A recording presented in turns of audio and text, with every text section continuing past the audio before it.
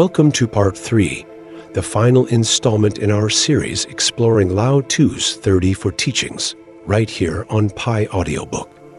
I'm Pi, your companion for this concluding part of our journey.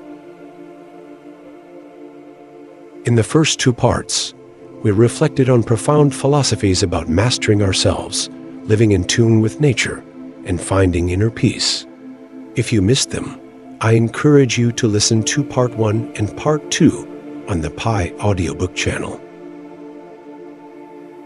Today, we will explore the remaining 12 teachings, from number 23 to 34, and then take a moment to look back at the overall message Lao Tzu wanted to share.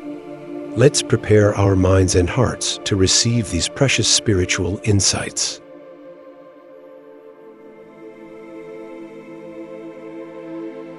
Teaching 23. True words are not always beautiful. Beautiful words are not always true.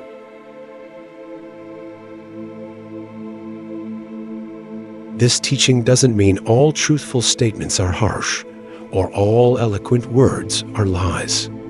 Rather, it points out that the truth is often plain and unpolished, and sometimes it can be uncomfortable to hear or might offend someone.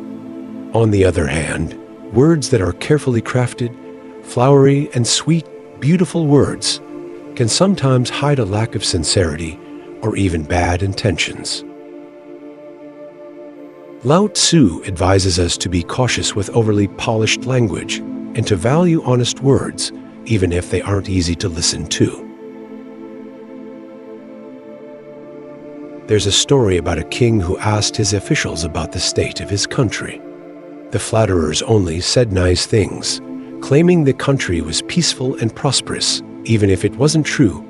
Beautiful words are not always true. Only one loyal official dared to speak the unpleasant truths about corruption and the people suffering. True words are not always beautiful. At first, the king was angry, but after thinking it over, he realized the value of those honest words.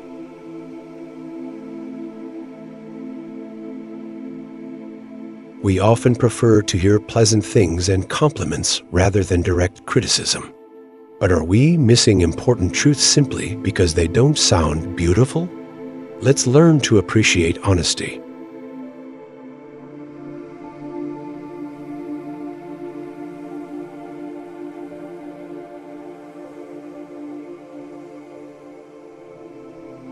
Teaching 24. A bright mirror cannot be stained by dust. A pure spirit cannot be clung to by desire.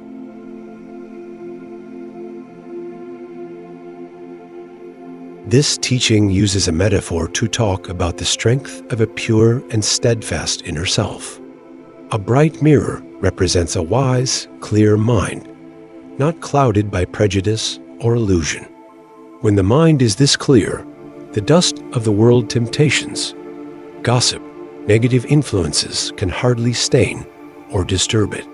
Similarly, a pure spirit is a soul that has been cleansed, no longer bound or controlled by low desires or selfish cravings.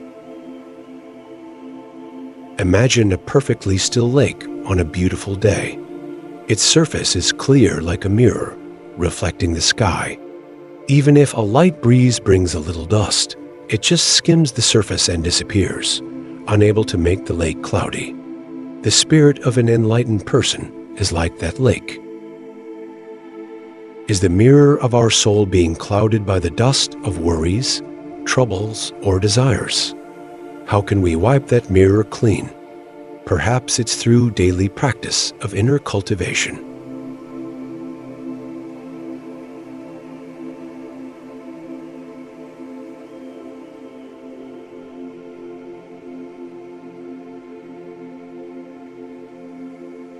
Teaching 25. Knowing what is enough is truly enough. Knowing when to rest is truly rest. This teaching once again highlights the value of knowing what is enough, contentment, and knowing when to rest or finding leisure. Knowing what is enough is truly enough. Happiness doesn't depend on how much we possess. but on whether we feel we have enough. Knowing when to rest is truly rest. True leisure isn't about doing nothing.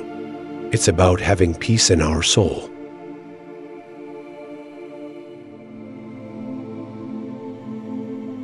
There's a story of a rich man who worked day and night to make money, but always felt stressed and that he didn't have enough. He met a poor fisherman who caught just enough fish for his family each day and then enjoyed his time. The rich man asked, "Why don't you try to catch more fish and become wealthy?" The fisherman replied, "What for?" "So you can relax and enjoy life later." The fisherman smiled, "But I'm already relaxed and enjoying life now."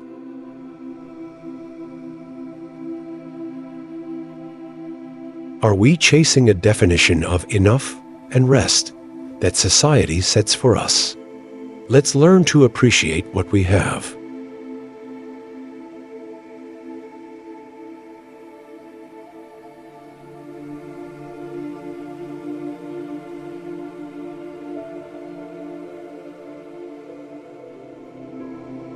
Teaching 26. Happiness is born from suffering. Suffering is hidden in happiness.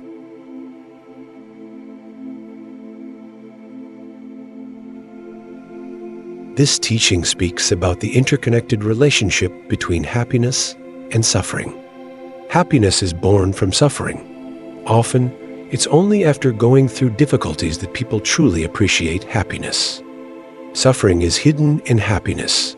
Even in the happiest moments, there can be underlying causes for future suffering, perhaps through attachment or carelessness.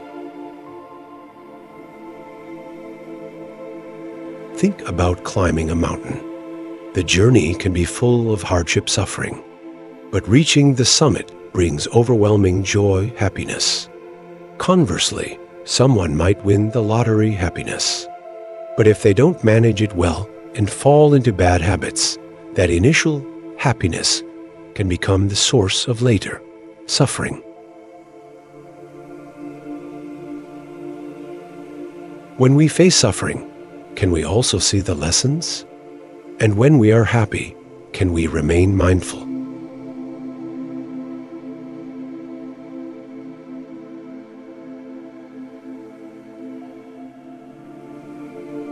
Teaching 27. Those who make rash agreements and hasty promises will naturally find it hard to keep their word.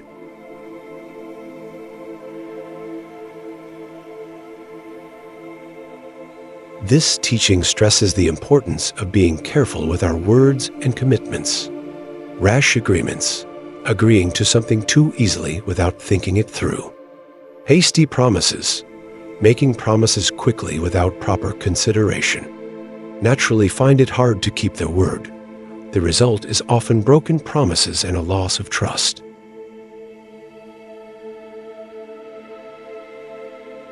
There's a story of a generous man who was always quick to agree to help or promise things, even if he couldn't really manage it. As a result, he was always overwhelmed and often let people down. There's a common saying, "Your word is your bond." Before we agree to something or make a promise, do we stop to think carefully? Let's learn to say no when necessary.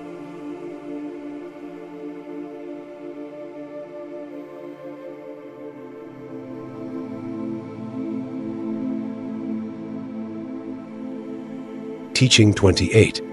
Knowing that what you have is enough for you means you'll always have enough.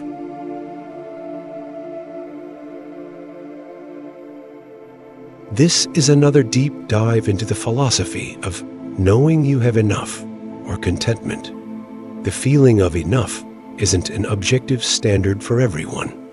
It's a personal realization that comes from within.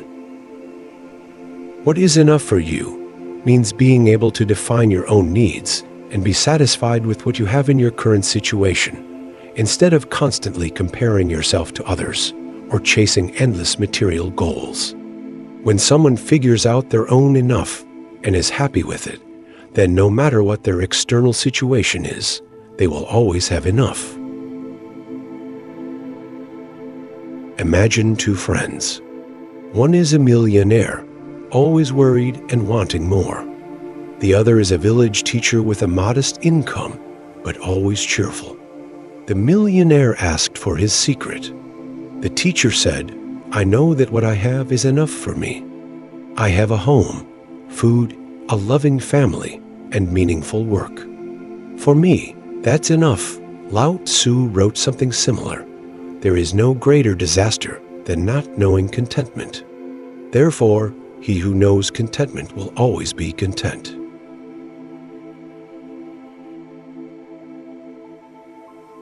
What does enough mean to you?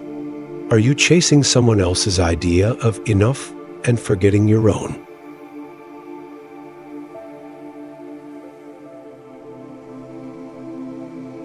We are now approaching the final teachings in our exploration of Lao Tzu's wisdom here on Pi Audiobook with me, Pi.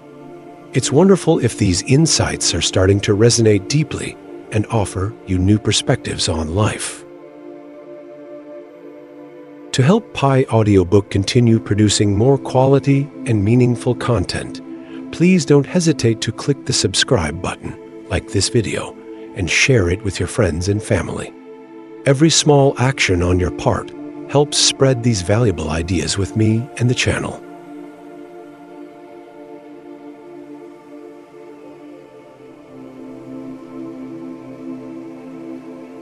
Teaching 29. Hard teeth break easily. A soft tongue lasts long. This teaching once again uses a familiar image to praise the strength of softness or flexibility over hardness or rigidity. Hard teeth break easily.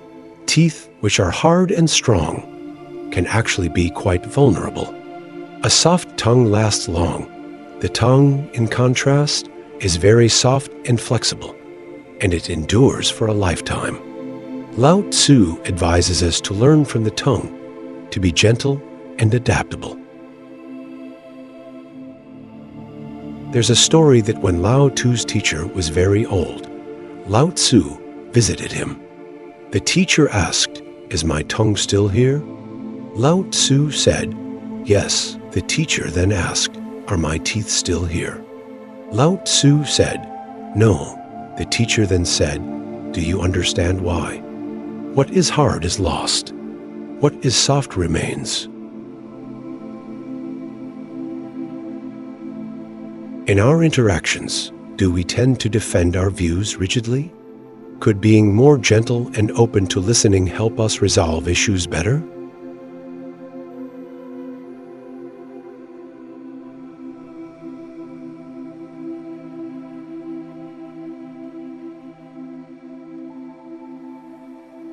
The truly simple person does not try to appear simple.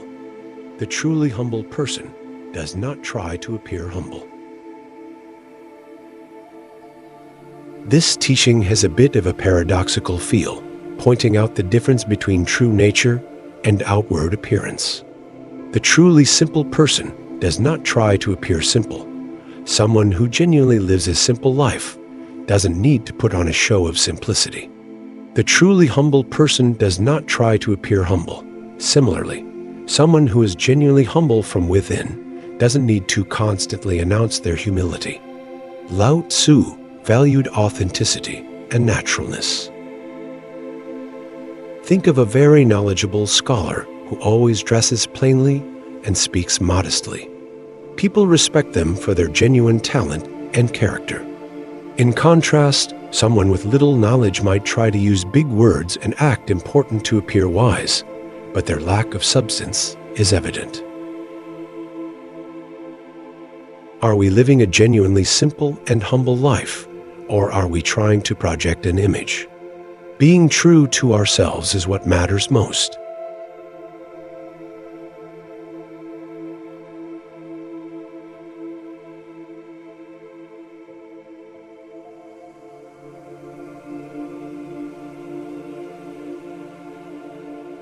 Teaching 31.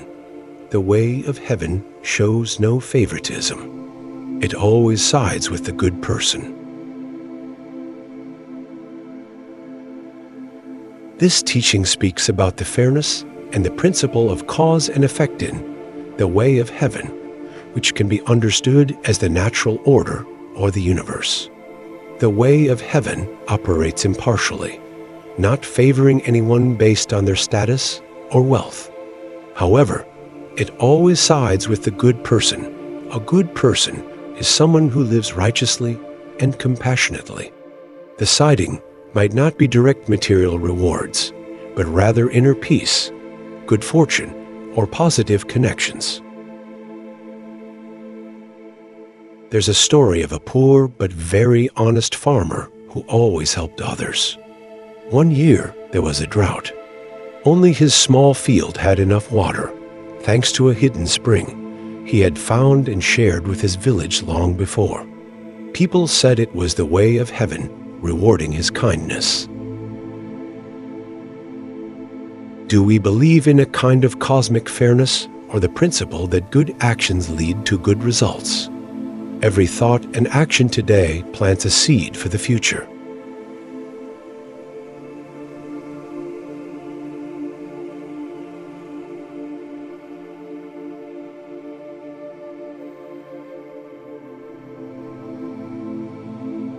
Teaching 32. Humanity follows the earth.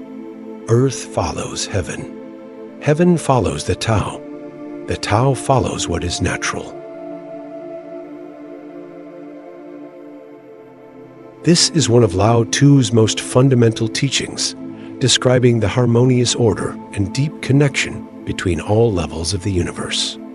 Humanity follows the earth. We depend on the earth for survival and should live in harmony with it. Earth follows heaven. The earth is influenced by the larger cosmos, heaven. Heaven follows the Tao. The universe operates according to the Tao, the ultimate principle, or the way. The Tao follows what is natural. The Tao itself operates according to its own inherent, spontaneous nature. This teaching advises us to live in harmony with nature. Look at a pristine forest. Trees, animals, rivers, everything exists in a natural, harmonious balance.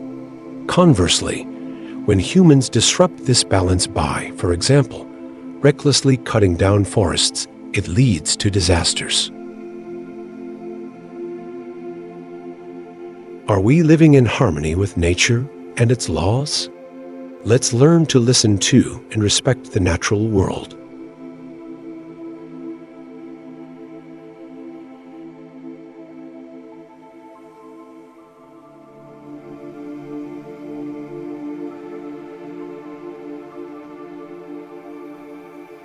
Teaching 33. Knowing contentment avoids disgrace. Knowing when to stop avoids danger. This way, one can endure long. This teaching again highlights the value of knowing contentment and introduces the important idea of knowing when to stop as principles for a stable and lasting life.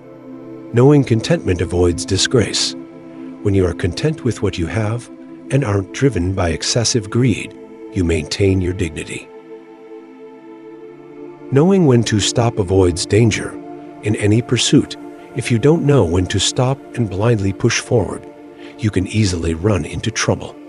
This way, one can endure long. Living with contentment and knowing your limits helps you avoid many. There's a story of an honest official who, upon retirement, refused offers for higher positions. He said, "I have contributed enough. Now I wish to live a simple life." Knowing contentment avoids disgrace. Knowing when to stop avoids danger. Because of this, he lived his final years peacefully. In our lives, do we know what is enough for us and when it's time to stop? Learning this is an art that helps protect our long-term peace and happiness.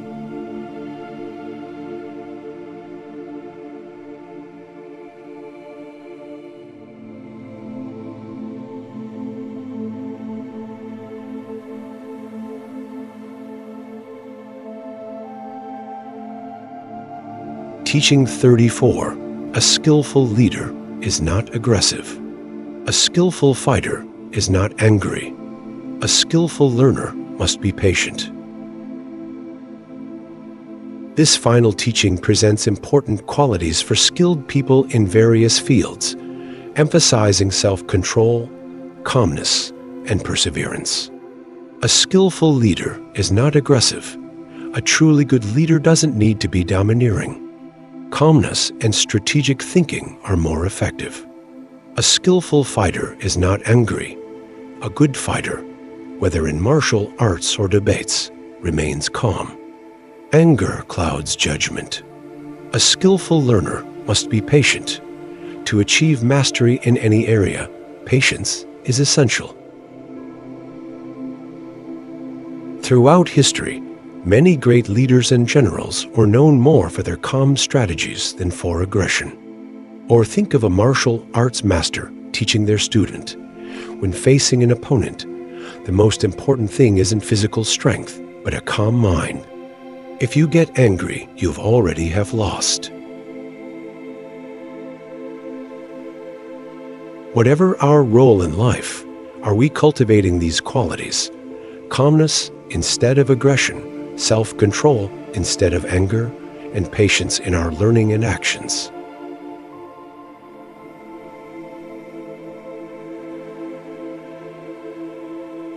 Dear listeners of Pi Audiobook, we have now journeyed together through all 34 of Lao Tzu's precious teachings.